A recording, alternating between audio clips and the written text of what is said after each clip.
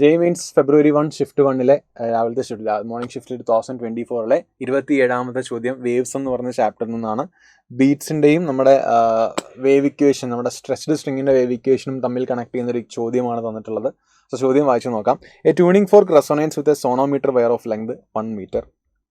Sonometer വയറിൻ്റെ length തന്നിട്ടുണ്ട്. ഒരു ട്യൂണിംഗ് ഫോർക്കാണ്, സോണോമീറ്റർ വയറുമായിട്ടാണ് റെസൊണേറ്റ് ചെയ്യുന്നതെന്ന് പറയുന്നുണ്ട്.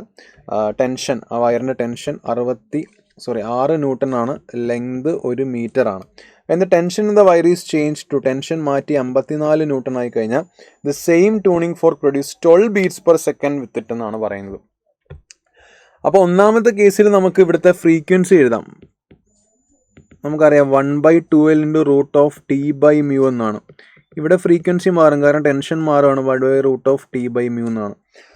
അപ്പം അത് രണ്ടും നമുക്ക് കമ്പയർ ചെയ്യാം. ഇവർ പറയുന്നത് ഈ രണ്ട് ഫ്രീക്വൻസി തമ്മിലുള്ള വ്യത്യാസം F1 - F2 എന്ന് പറഞ്ഞാൽ 12 ബീറ്റ്സ് പെർ സെക്കൻഡ് ആണെന്ന് ഒരു ക്വസ്റ്റ്യനിൽ പറയുന്നുണ്ട്.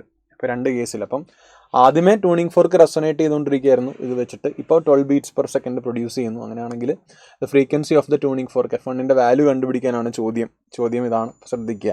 അപ്പോൾ എനിക്ക് ഇവിടുന്ന് റിലേഷൻ കൊടുക്കാം.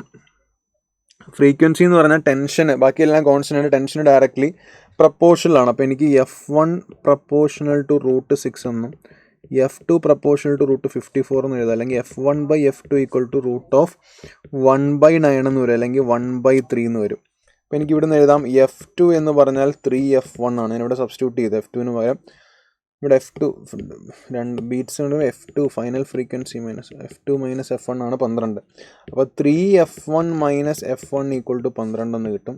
2F1 = 12 എന്നും F1 = 6 എന്താണ് ഹെർട്സ് എന്നും കിട്ടും. 6 ഹെർട്സ് ആണ് F1 എന്ന് പറയുന്നത്. Frequency of the tuning fork 6 hertz എന്നാണ് ഫൈനൽ ആൻസറായിട്ട് വരിക. Thank you.